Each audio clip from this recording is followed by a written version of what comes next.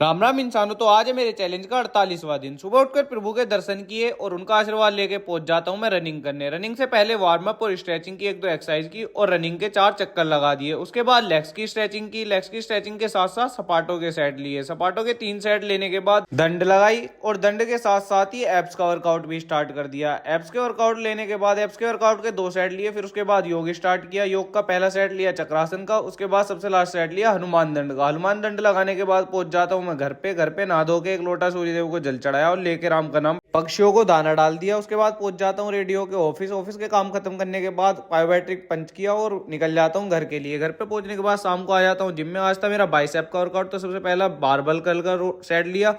दूसरा सेट लिया dumbbell curl के 4 सेट लिए। उसके बाद तीसरा सेट लिया हैमर कर्ल का, इसके भी 4 सेट लिए। ड्रॉप सेट लिया चौथा। उसके बाद सबसे लास्ट सेट लिया रोप से केबल कर्ल का और इसके भी 4 सेट लिए। चौथा सेट ड्रॉप का लिया। उसके बाद आज का वर्कआउट यहीं खत्म होता है। वर्कआउट खत्म होने के बाद बाइसेप के एक दो पोज किए और निकल जाता हूँ मैं घर के लिए। घर पे रेडी होकर मुझे एक शादी में जाना था, तो गाड़ी उठाई और निकल जाता हूँ शादी के लिए। और शादी में पहुंचने के बाद सबसे पहले थोड़े फ्रूट्स खाए।